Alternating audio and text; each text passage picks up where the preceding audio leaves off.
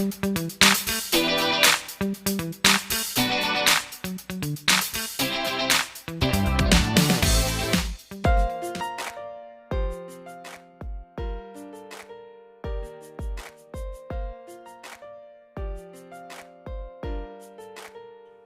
teman-teman, selamat datang lagi di Berbagi Cerita bersama saya Yuyu dan teman saya. Halo, saya Indra. Apa kabar Indra hari ini? Baik, baik. Yuyu gimana kabarnya? Baik juga, saya tuh baru mandi kelihatan ya. Masih agak basah. Oke, biar nggak lama-lama. Kali ini saya dan Indra akan mengajak satu teman kami, namanya adalah Indra Ardianto. Bener kan? Nggak salah nih namanya. Betul, betul. Siapakah sosok Indra Ardianto ini dan apa pekerjaannya? Kita akan langsung undang Mas Indra, saya manggilnya Mas Indra, untuk gabung sama kita. Ya, kita invite langsung aja ya. Hai Mas Indra. Hai, apa kabar Mbak Yu, Mas Indra? Baik. Oh, ya. Wow, hari ini ada dua Indra bersamaku dan dua-duanya pakai Indra sama kacamata. Indra S. Oh ya, oh ya, Indra sama Indres. Oh, Indras. Lagi di mana Mas Indra posisinya? Aku di rumah aja, ini di Bandung. Jadi udah beberapa hari. Saya dari Februari work from home. Gitu. Dari Jadi, Februari WFH, oke. Dan dapat bagian yang tidak pernah ngantor sama sekali.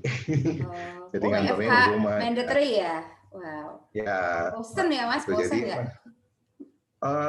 ya bosen juga, bilang ya, enggak juga enggak, karena di rumah juga ada kegiatan jadi guru buat anak-anak gitu kan. Oh, Kan anak-anak boleh juga sih. school for home ya, jadi mau nggak mau kita harus ajarin juga, bangun pagi, kan tugas-tugasnya banyak. Mungkin Ya, benar. udah ya, jadi tugasnya yang online, gitu, foto lah, inilah, itulah, belum nanti siang, macam-macam lah sampai malam gitu. Kalau Yuyu, kerja, Yes. ya Mas. aku tuh kenal sama Mas Indra tahun 2005 ya Mas ya. Itu berarti Ya. 15 tahun yang lalu. Masih Waktu itu cupu-cupu Mas gitu. Ya. Singset nih. Waktu itu Mas Indra sama aku tuh kos di tempat kos yang sama. Kalau mau lihat kos-kosannya nih, aku liatin ya. Kos-kosannya. Wah, throwback memory. Oh, depan persis ya, di depan persis ya. Aku sekarang Oh. tinggal di Yaitu depan kos. sengaja mencari tempat tinggal di depan bekas kosnya Mas Indra. Demi acara Kos ini, kita Mas. berdua. Iya, demi Oh, iya. acara ini nih aku pindah rumah. Oh iya iya. Kemarin rumahnya nggak di situ Mas. Oh, pindah ya, khusus. Iya. Jadi waktu itu ketemu di Balikpapan, aku di pekerjaannya masih sama, terus Mas Indra di salah satu provider telekomunikasi di Balikpapan gitu. Terus waktu itu juga sempat motret-motret aku sebelum pas pre-wedding ya Mas ya. Pas Ya, aku sampai lupa loh itu. yang motret Sampai Mas lupa Indra. loh. Iya, gitu ya. Masa lalu ya. Gitu.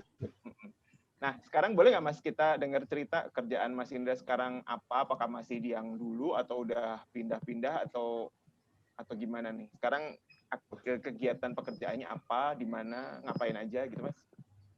Oke, terima kasih. Oke, aku cerita flashback lagi nih ya. Sekitar 15 tahun yang lalu. Jadi, saya lulus tahun 2000 dari salah satu universitas swasta di Malang, Jawa Timur. Waktu itu saya kuliahnya jurusan teknik sipil. Itu jadi tahun 1999 itu aku lulus, kemudian alhamdulillah pertama kali kerja saya keterima di Bali gitu. Jadi waktu itu kan Malang sama Bali nggak jauh, dan saya pikir maaf Bali, wah seneng kan, banyak libur gitu kan, pantai, jalan-jalan gitu kan, bisa main ke laut gitu kan. Tapi emang benar sih gitu. Jadi waktu itu alhamdulillah saya lulus langsung masuk ke provider ini dari Bali gitu. Waktu itu ya ngelamar langsung, saya pikir apa sih perusahaan gitu ya. Pas waktu itu karena saya teknik sipil, ternyata mereka lagi mau bikin gedung gitu ya. Jadi karena background saya sipil, waktu itu masih junior ya, engineer junior gitulah. Jadi jadi masih ya paling bawah lah gitu. Tapi karena saya mau belajar gitu kan, fresh graduate gitu kan, akhirnya ya lumayan kan, di project besar, kelihatan, terus di owner gitu kan, jadi nggak capek-capek banget juga sih gitu. Tapi yang bikin bagus itu karena lokasi gedung yang mau dibangun ini di Sunset Road ya. Kalau di Bali tinggal di Sunset Road, itu udah dulu masih sepi banget, itu jalannya baru dibuka Sunset Road. Terus kalau sekarang kemarin terakhir tuh udah kanan kiri udah rumah sakit, supermarket, terus besar lah. Waktu itu masih sepi, jadi kalau project kan pulang jam 8, jam 9 gitu ya. Datang lagi jam 8, pulang jam 9, karena harus ngecor gitu kan. Terus kita harus berarti kontraktor juga. Tapi selama 2 tahun project, alhamdulillah, fun, senang gitu ya. Terus akhirnya setelah sipil, karena emang waktu itu senang juga di project di sipil, urusin bangunan, tukang insinyur lah waktu itu ya. Terus selesai, saya dipindah ke kantor pusat Jakarta. Alhamdulillah di Jakarta sambil menunggu proyek selanjutnya. Waktu itu saya mau ditugaskan kalau nggak di Bandung, di Jogja, karena provider ini mau membuka kantor cabang baru, gedung ya, bangun gedung sendiri di Bandung atau Jogja. Nah, ternyata sambil nunggu itu, akhirnya saya diminta bantu untuk project retail. Project retail ini buka toko kecil-kecil gitu loh. Jadi alhamdulillah, nah inilah kesempatan jalan-jalan seluruh Indonesia waktu itu. Mulai Batam, mulai seluruh Sumatera, seluruh Kalimantan, seluruh Sulawesi, seluruh paling jauh waktu itu ke Sumbawa Besar.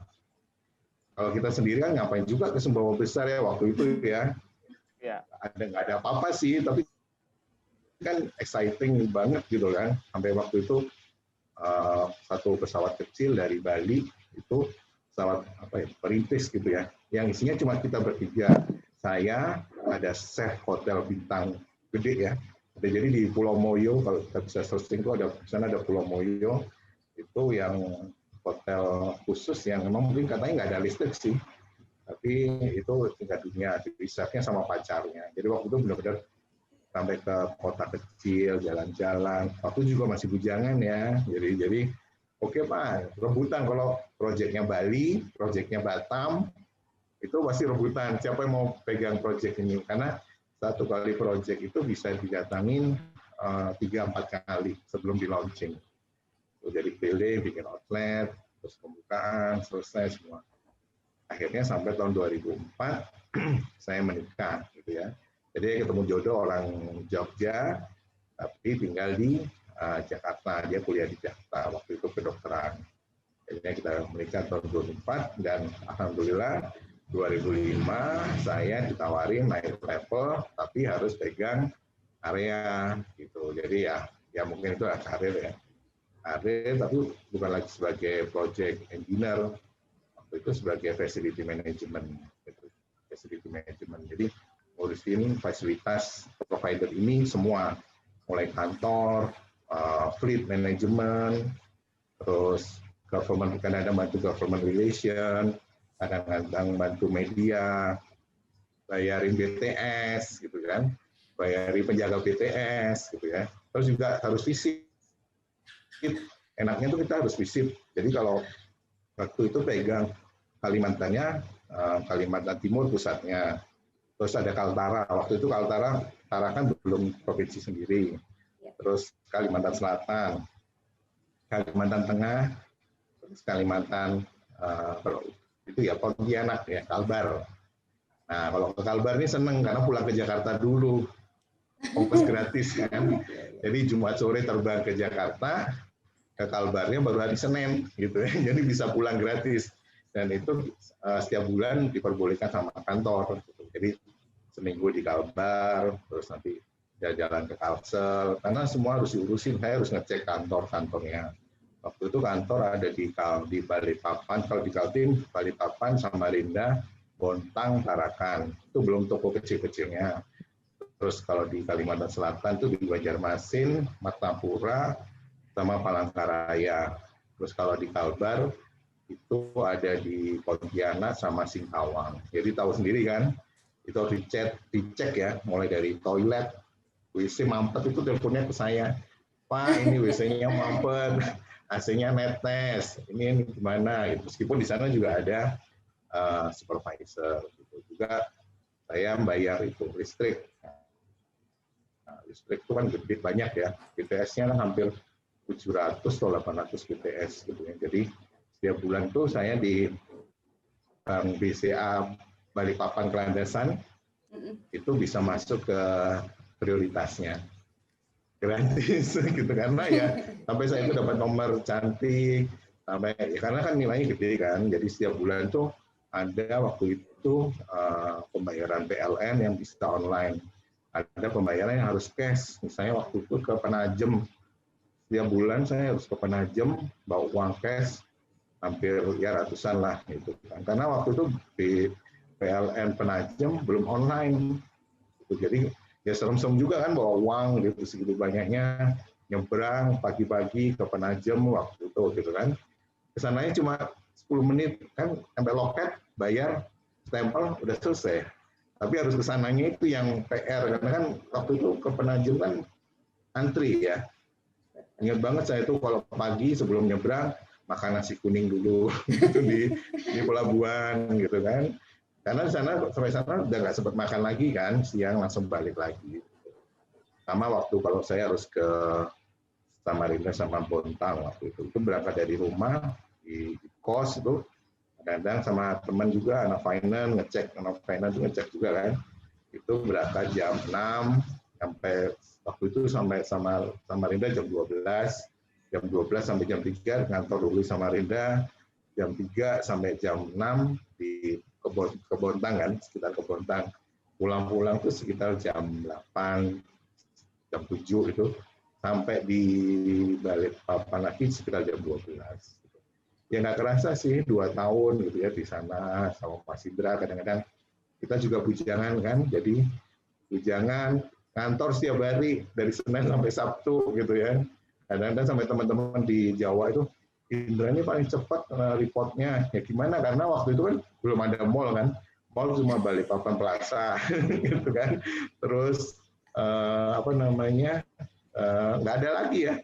McD waktu itu harus ke Samarinda, ke Samarinda gitu ya. Makanannya itu pokoknya kalau nggak makan di Plaza Balikpapan, gado-gado Gunung Dups ya, itu Kentucky gitu ya, itu aja sih, Cendrawasih, Depot Miki gitu. Itu aja, sama pasar pasar yang sana itu sama pasar yang kebakar itu apa namanya, kebun sayur, terus menjangan, itu aja sih.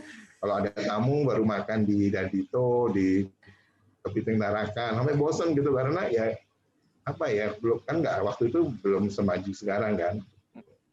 Kemarin terakhir saya ke sana 2017 sudah bagus, ada apartemen juga kan. Ya. Itu sih. Kita berhenti di situ dulu kali ya Mas. Kita berhenti di situ dulu boleh. Nah sekarang kalau aku ngikutin Instagramnya Mas Indra nih, Mas Indra ini kan kayaknya nggak yang jelas nggak ngecor-ngecor lagi kan ya, nggak teknik sipil lagi gitu. Terus kayaknya juga mungkin udah nggak ngurusin bayar listrik lagi kayaknya ya. Nah, sekarang itu kalau nggak salah malah ada hubungan dengan komunikasi. Nah, boleh nggak Mas cerita sekarang pekerjaannya di bidang itu tuh ngapain aja? Terus kantornya apakah sama atau beda dengan yang dulu, Mas? Oke. Tahun 2008 saya dapat kesempatan lagi balik ke Jawa. Gitu. Dari Banjarmasin saya dapat kesempatan lagi balik ke Jawa. Waktu itu posisi yang ditawarkan adalah sebagai external affairs, gitu kan. Nah, ini kan agak berbeda nih sama yang saya kerjakan dulu, karena external affairs ini nggak jauh-jauh hubungannya dengan relation, dengan manusia, dengan human, dengan government, dengan people, gitu kan. Nah, waktu itu saya dapat balik, tapi nggak ke Jakarta, ke Bandung. Nah, di Bandung itu saya kan juga punya hobi waktu itu kan foto-foto, gitu kan. Nah, di Bandung ada toko kamera lah, bagus, terkenal.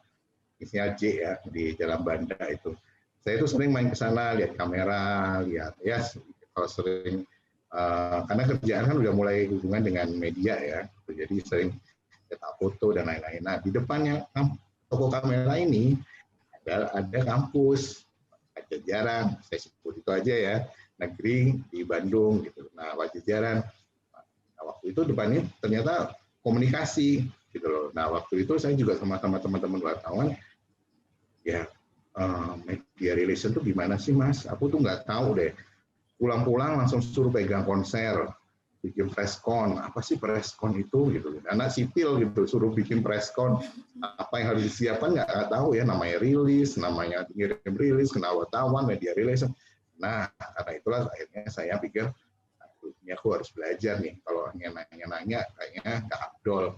Dan waktu itu sebagai ya waktu itu, nah ini kok lebih murah gitu uangnya kan, karena saya nggak mencari beasiswa nggak kan, karena butuh cepat kan.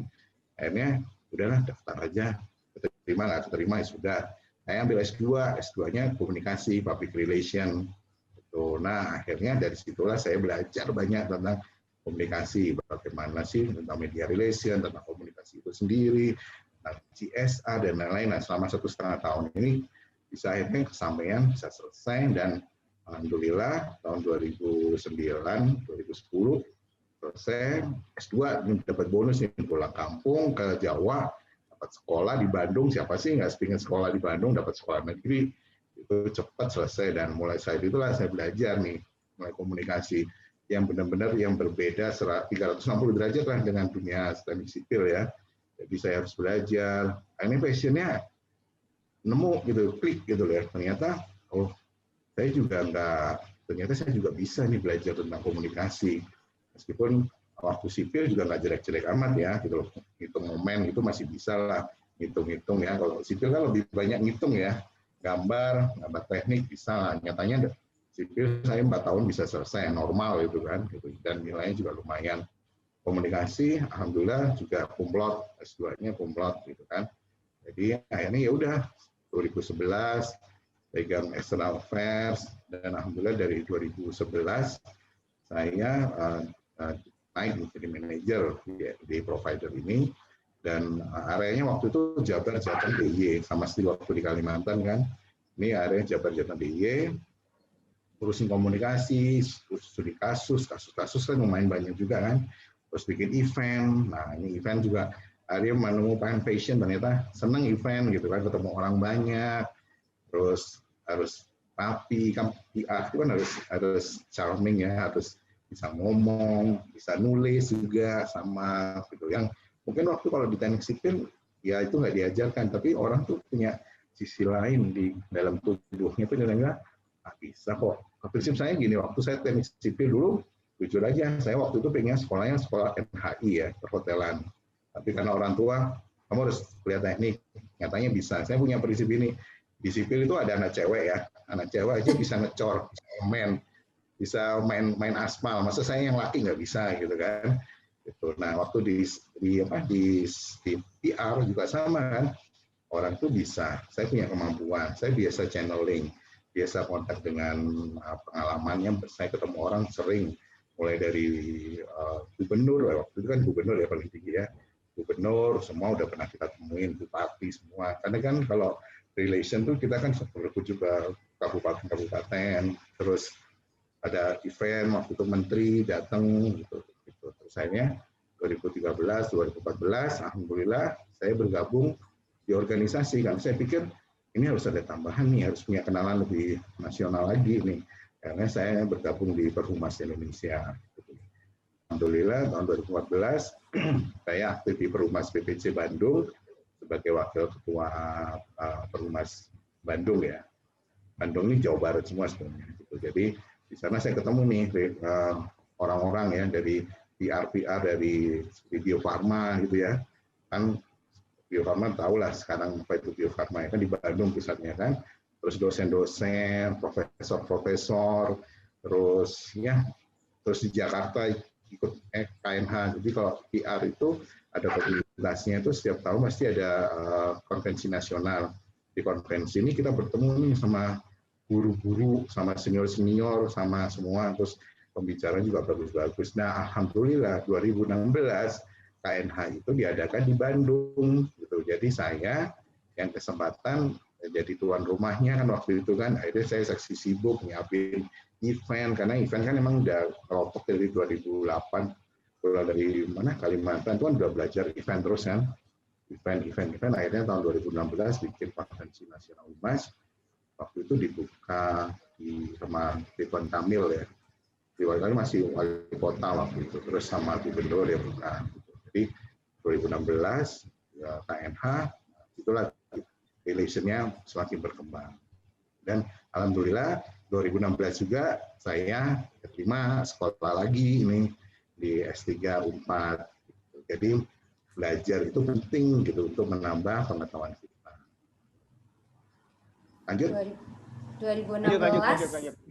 Boleh nggak Pak? 2016 berarti kan sekarang masih 2020. udah selesai belum Mas S3-nya? Udah tinggal sidang terbuka. Oh iya. Udah tinggal sidang terbuka. 5 tahun itu aku ingat. Alhamdulillah 2017 saya akhirnya merasa provider ini kan udah 17 tahun nih di provider nih. Saya pikir ya sayang sih. Sayangnya apa? Jujur aja pesangonnya hilang kan kalau kita keluarga. Gitu kan. Jadi saya pilih antara saya mau berkarir di perusahaan ini atau saya ke perusahaan lain gitu. Karena setelah acara KNH itu ketua Perhumas Nasional ini ngajak saya, meminang saya, Indra minat nggak kerja di kantor saya gitu ya. Ya emang posisinya lebih naik dari semua naik ya gitu. Jadi saya pikir kamu kalau di perusahaan ini kan aku di region ya. Kalau ini langsung kamu tetap dipegang jadi head communication-nya gitu. Di suatu perusahaan ya alhamdulillah perusahaannya sih gede banget ya. Multinasional, penghasil kertas di Indonesia. Yang tanahnya kemarin yang mau dijadiin kantor ibu kota Republik Indonesia. Nah, itu salah satu tanah itu di sana gitu. Saya makanya kemarin itu ketawa aja, wah ternyata punya juga. Jadi KTI-nya ada banyak. Jadi pusatnya waktu itu di Sumatera, di Riau.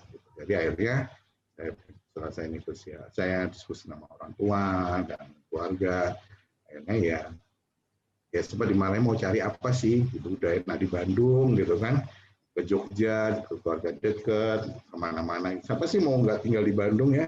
Ini aja adem loh Mbak di luar sini, Bandung gitu. Makanannya enak. Ini lagi hujan, pintu dibuka, angin sepoi-sepoi masuk gitu kan. Makanan macem-macem gitu kan, gelis-gelis gitu kan, gitu. Terus ya akhirnya saya pikir ya saya harus belajar lagi gitu. Kalau saya berhenti sampai sini ya mungkin ya nggak apa-apa sih, aman-aman aja. Tapi memang kalau di kantor itu kan karir juga semakin ke atas semakin mengerucut ya gitu loh. Jadi saya pikir udahlah saya harus belajar banyak lagi. Dari dulu masih muda waktu itu jujur aja saya udah kepala 4 kan waktu itu kan. Saya udah kepala 4, kapan lagi? Apa-apaan masih muda kan ini. Oh iya. Saya pikir ya sayang juga meninggalkan perusahaan ini multinasional, gede gitu kan. Siapa sih nggak ngerti provider itu gitu kan. Jadi akhirnya yaudah saya tinggalkan, saya pindah ke Riau waktu itu. Rio-nya bukan Rio kota ya, Rio yang lebih masuk lagi. Gitu. Tahu lah, lebih masuk lagi. Tapi di sana enaknya sih dia kayak kota sendiri ya. Kalau di Kalimantan seperti di Badak ya, gitu ya. Jadi ada hotel, semua ada sendiri sih. Ada hotel, ada sekolah internasional, semua ada lah. Gitu. Jadi seperti di tengah-tengah hutan, yang kadang-kadang kalau kita lihat juga masih banyak binatang liar-liar itu berjalan-jalan gitu kan. Mulai babi, biawak gitu sering jalan-jalan, tapi kotanya bagus karena kan ini owner kan dari Singapura ya. Gitu. Jadi penataan kotanya bagus banget. Pendidikan tuh juga diperhatikan banget, hotel-hotelnya. Ya mungkin karena kan yang makan juga orang ekspat ya, tamu-tamu luar. Jadi menu-menunya tuh meskipun di tengah hutan tapi Wagyu, gini, murah. Michelin Star ya, Michelin Star. Ya pokoknya gitu. Jadi chefnya pun dari internasional gitu ya, karena emang kan tamu-tamu juga dari internasional juga ya. Selama 2 tahun, akhirnya saya 2017 pindah ke Riau dan di sana semakin ilmunya itu semakin banyak lagi ya, karena tanggung jawabnya kan semakin berat ya, karena menghandle isunya semakin besar, krisisnya juga semakin kenceng gitu ya. Jadi semakin tinggi kan semakin anginnya semakin kenceng ya. Jadi sebulan pertama saya masuk itu langsung ada demo besar-besaran karyawan ke pemerintah gitu ya. Jadi bagaimana nggak kaget gitu. Waduh aku ninggalin sementara ini yang kemarin enak makan-makan, event, launching gitu kan. Ini yang benar-benar harus menghadapi krisis, kasus, kan.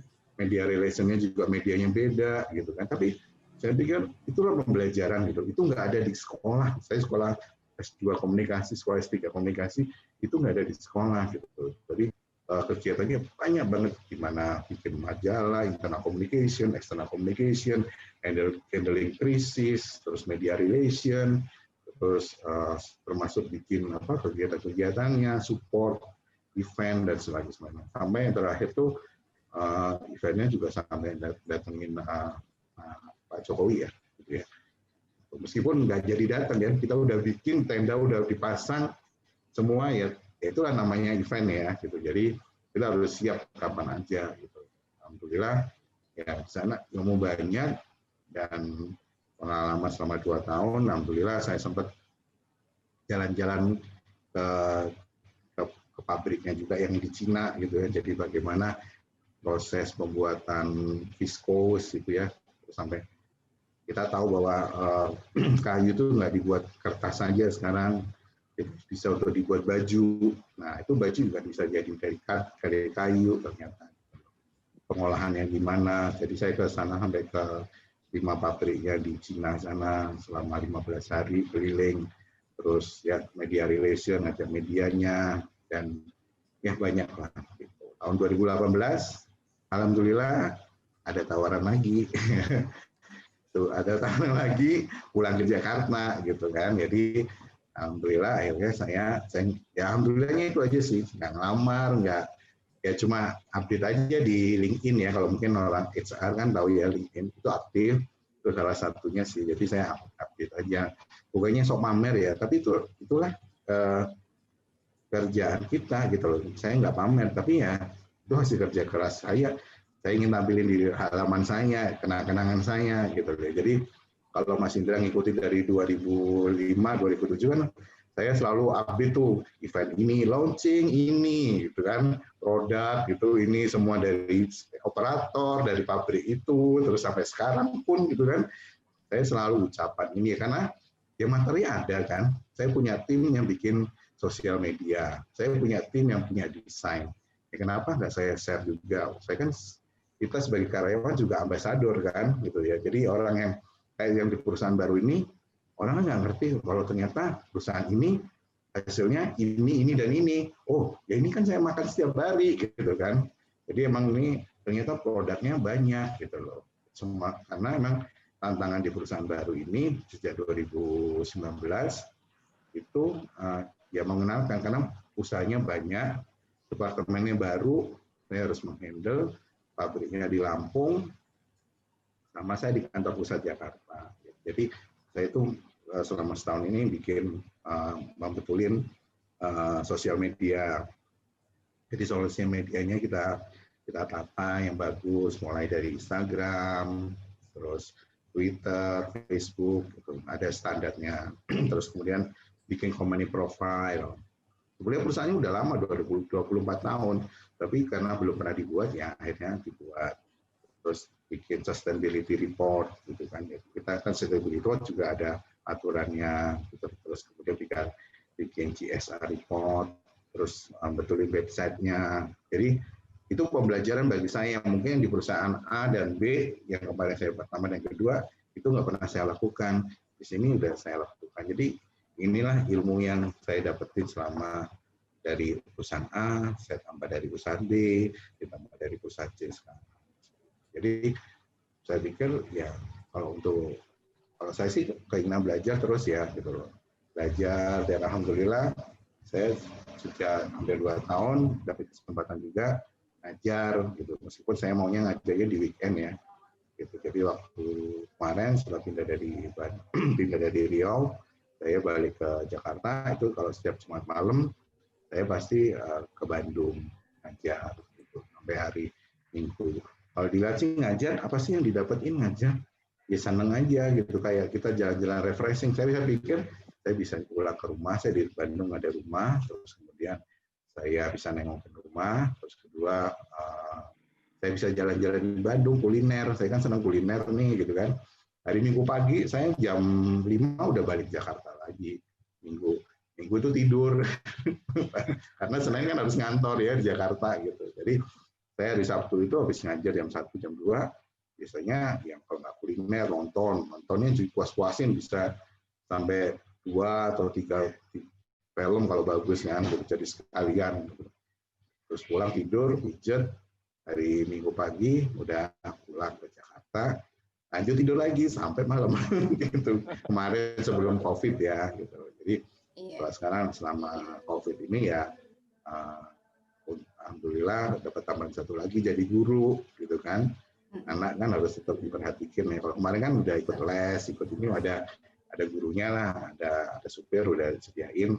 Ya sekarang kan harus ikut saya 24 jam ya, nyiapin dia bangun, terus kemudian ada pelajaran apa, les kumon, ngaji, terus les apa lagi ya dia banyak lah, kumon, menggambar gitu kan, via les bahasa Inggris gitu kan semua online ya, harus namanya anak masih 10 tahun kan harus tetap.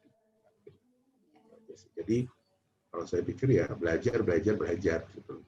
Tambahan saya juga setelah ini kan promotor saya juga ini udah pendidikan yang tertinggi S3, setelah itu Anda harus ahli komunikasi, jadi Anda harus mau Anda ya Pak. Tapi saya juga mungkin di sini belajar apa lagi ya, kuliah apa lagi ya, saya mungkin akan ngambil sustainability ya, gitu. Jadi ada ilmu tentang sustainability itu yang di luar komunikasi yang masih sering dikerjakan oleh orang komunikasi. Oke, Mas Indra jelas banget. Jadi tadi dari tahun 2000 lulus sebagai sarjana teknik sipil, ngurusin bangunan-bangunan termasuk hal-hal yang terkait. Terus moment of truth-nya di tahun 2009 ya Mas ya, ketika memutuskan untuk sekolah lagi S2 komunikasi di Unpad. Terus setelah 17 tahun kerja di perusahaan yang sama memutuskan untuk pindah resign karena ketemu juga sama teman-temannya di Perhumas itu mungkin ya, karena dapat tawaran. Dan ternyata di situ mulai semakin asik dengan pekerjaannya. Tadi juga disampaikan komunikasi itu nggak sekedar bikin majalah, nggak sekedar bikin website, tapi juga baru sebulan datang malah ada demo gede-gedean yang itu juga part dari pekerjaan di bidang komunikasi. Handle krisis. Jadi memang sangat variatif dari teknik sipil sampai akhirnya sekarang jadi praktisi komunikasi, udah di perusahaan ketiga tentang komunikasi juga, dan semakin seru tentunya di bidang perusahaan yang sekarang gitu ya. Pengalamannya makin banyak jadinya kan. Terus walaupun ya kalau aku tuh ngeliat Mas Indra itu menceritakan karirnya dia itu kan kayak naik pelan tapi pasti gitu kan. Terus walaupun dia shifting dari teknik sipil ke komunikasi gitu, tapi bawaannya tuh humble banget ya. Mungkin benar seperti tadi kan Mas Indra bilang makin ke atas tuh anginnya makin kencang. Nah, dia tuh untuk bertahannya dengan akar yang semakin kuat, tapi dia tetap humble. Jadi dia dengan segala macam tantangannya dia bisa terus naik ke atas gitu. Nah, boleh Mas, boleh kalau mau diomong. Ya karena memang ya kita tuh belajar, apalagi saya kan mencari jalan sendiri ya, nggak ada yang ngajarin, nggak ada yang ngarahin gitu kan, karena orang tua kan dari bidang hukum gitu ya, dunia hukum gitu. Di keluarga saya nggak ada tuh dari dunia komunikasi, jadi saya tuh kenalan sendiri, cari jalan-jalan sendiri gitu ya. Makanya kalau sekarang saya ngajar ke anak-anak komunikasi gitu ya, kedepannya itu tantangannya semakin susah. Kenapa? Karena dunia komunikasi bisa aja diambil dari orang-orang lain seperti saya dulu ya, gitu loh. Karena saya orang insinyur sipil bisa ngambil lahan kamu gitu loh. Jadi kamu kalau sekarang kuliah ini nggak bagus, nggak aktif, nggak punya something different lah gitu ya. Jadi kamu kalau emang jago sosial media ya tekunin sosial medianya, jago desain tekunin desainnya, jago public speaking tekunin public speakingnya, jago nulis tekunin nulisnya, karena di dunia ini kamu harus punya spesifikasi apa gitu loh. Jadi kalau kamu masih belajar pulang, saya selesai pulang itu juga sayang banget gitu. Saya ngomong ke anak-anak mahasiswa saya. Terus juga harus aktif dari channeling relation itu aktif di organisasi. Sekarang organisasi kehumasan kan banyak gitu kan. Jadi kamu cari di sana ketemu orang-orangnya, link-linknya, ikut grup-grupnya. Sampai sekarang pun saya juga punya link yang link WA itu ya, isinya humas-humas top Indonesia lah gitu. Sampai duta besar aja ada di grup itu. Jadi aturannya pun untuk jadi anggota grup itu harus aktif gitu ya. Terus nggak boleh ngomongin selamat ulang tahun, itu juga boleh gitu. Jadi harus benar-benar strict. Kalau nggak di-kick, dikeluarin gitu loh. Gitu. Jadi dia harus aktif juga, karena kalau dia nggak aktif juga nggak pernah sharing. Jadi nggak pernah sharing tentang perusahaannya, tentang kegiatannya. Dia masih ini kok hanya pasif, itu pasti di-kick sama. Tapi informasi yang didapat itu udah jos kados itu, karena lebih cepat dari karena kadang-kadang karena lebih cepat dari berita di media gitu. Karena itu PR lebih cepat kadang-kadang informasi apalagi saat COVID kemarin kan. Itu tips-tips dari Mas Indra. Ikut organisasi gitu, ikut kenalan, cari channeling. Iya, keren. Nah, Mas kan waktunya pasti sibuk banget ya. Kalau dulu sebelumnya Mas Indra tadi bilang dulu waktu masih single dia suka sekali foto-foto. Nah, dengan waktu sesibuk sekarang, apa masih sempat melakukan hobi foto-fotonya itu atau mungkin sekarang udah punya hobi lain? Oke, kalau foto masih ya, karena kadang-kadang kalau kita waktu jalan, misalnya waktu kemarin traveling terakhir itu traveling, ya pasti ke luar negeri itu pasti bagus-bagus ya, stok fotonya banyak. Terus di Indonesia pun juga banyak juga, kadang-kadang kan kita jalan, saya ke Jogja, ke Bandung, ke Jakarta, ke Surabaya, ke Malang gitu kan, atau di Jakarta aja lah. Terakhir saya itu hunting foto di itu Pelabuhan Sunda Kelapa ya, itu kan dekat sama rumah saya di Jakarta. Gitu kan. Yuyu. Ya udah sekali. Kalau ngikutin Instagramnya Mas Indra ini motret jembatan aja keren. Scrolling sampai bawah follow-nya. Jadi kalau buat kita ya jembatan. Tapi kalau udah dipotret sama beliau ini udah kayak gitu. Gitu. Dia punya point of view yang berbeda berarti ya. Betul. Ya, kalau kita melihat kecantikan atau keindahan dari sisi yang lain gitu, yang nggak dilihat orang. Menurut saya ya itu tadi ya belajar ya gitu. Jadi belajar terus gimana foto yang bagus gitu. Emang kadang-kadang kita sedih sih, kita mutin orang cakep tapi di foto kadang-kadang nggak bagus gitu. Itu resikonya, Mas. Kadang-kadang gitu. Tapi kalau saya lihat sih untuk hobi yang sekarang mungkin karena saya ini satu bulan ini saya habis kemarin mau sidang ya, nggak kemana-mana gitu. Jadi selama 1 bulan ini memang ngejar untuk sidang terbuka ya saya. Tapi kalau untuk foto ya kadang-kadang saya kalau sekarang lebih senang pakai kamera handphone ya, karena nggak ribet gitu kan. Nggak ada spesial khusus harus jalan-jalan, apalagi keadaan COVID seperti ini gitu. Jadi hobinya ya untuk sementara untuk yang outdoor off dulu semua gitu. Biasanya renang. Kemarin ya di Jakarta ya jalan-jalan lah sekitar, kalau kita olahraga di GBK gitu kan, ya foto-foto situ aja. Terus karena saya di rumah ada orang tua ya, jadi untuk keluyuran juga takut kan, karena pandemi ini kan ada orang tua sakit. Terus sama setahun ini saya juga ya alhamdulillah kemarin dari Februari ibu saya sakit. Saya itu setiap pagi ngantar ke RSCM gitu. Masa COVID gitu kan, bayangin ya harus ke RSCM, rumah sakit terbesar di Indonesia saat COVID gitu kan.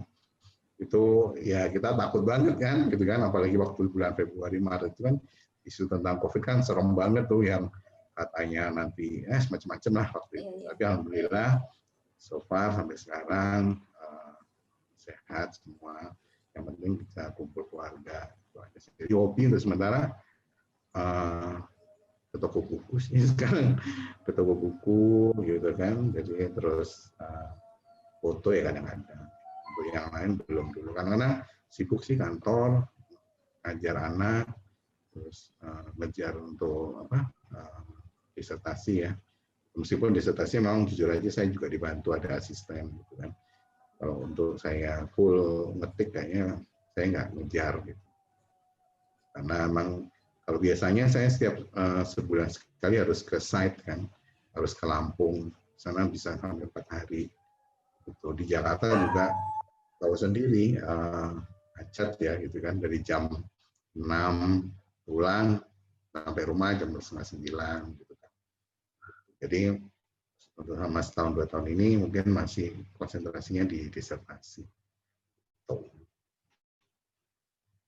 Ya. Nanti saya pernah sih sekali masuk dulu ya waktu masih di Bandung waktu KAA ya. Jadi ya nggak tahu ya ini pemilihannya kan dari teman-teman media masuk 5 besar foto konferensi Asia. Keren. Itu foto apa Mas? Ya? Foto ini dicetak.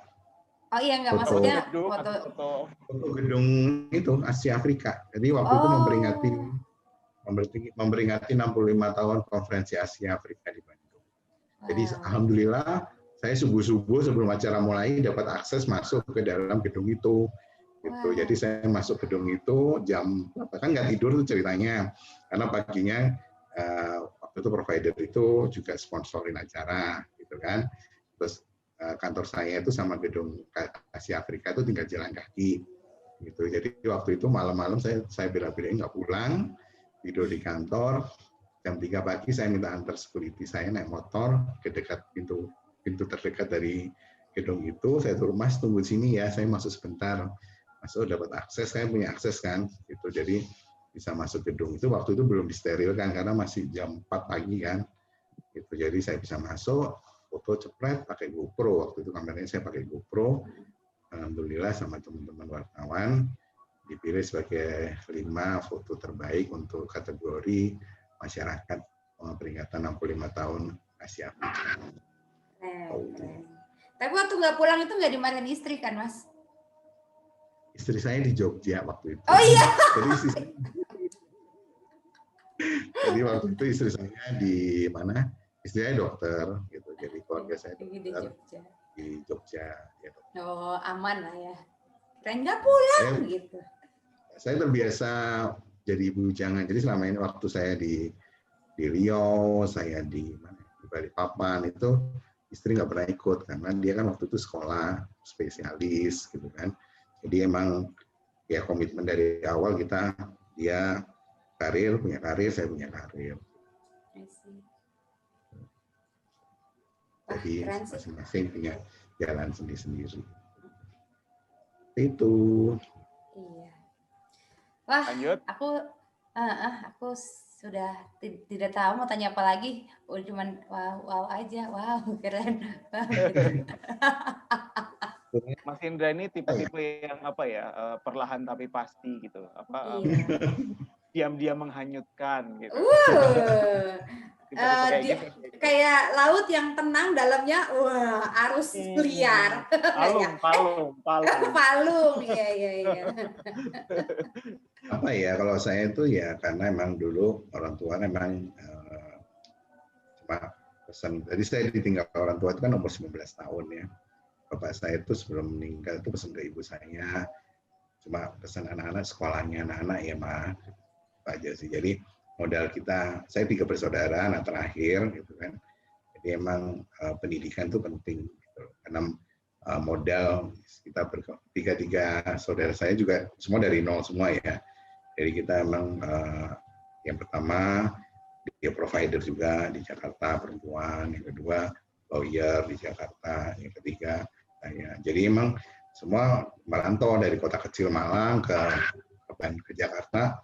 Nggak ada saudara, nggak ada apa, yang mulai dari nol, dari kos-kosan gitu kan, dari ya masih ngekos gitu kan, terus alhamdulillah sekarang udah bisa berkumpul semua. Ya pendidikan penting lah pendidikan gitu. Jadi modal kita untuk itu ya sekolah. Dan sekolah saya pikir ya kayak saya sekolah S2 umur 35 tahun ya, saya pikir nggak ada kata terlambat juga sih.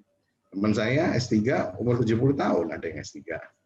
Kalau dipikir-pikir buat apa Pak S3? Ya tapi passionnya masih ada gitu. Jadi saya pikir ya nggak ada kata terlambat untuk sekolah. Kan kadang-kadang kita juga tidak bisa mengandalkan juga dari beasiswa seperti Mas Indra kan udah beasiswa. Mungkin ada yang nggak sempat. Ya udah. Kalau saya prinsipnya sih ya udah daftar dulu aja, rezeki nanti pasti ada. Ya, itu yang sering saya dapetin sih waktu saya kuliah S2. Uangnya dari mana nanti sekolah? Kan sekolah itu nggak hanya bayar SPP-nya aja kan. Ada fotokopi, ada beli buku, bikin ini kan itulah gitu. Apalagi S3 kan, ada research, ada terus kemudian ada bikin jurnal internasional gitu kan.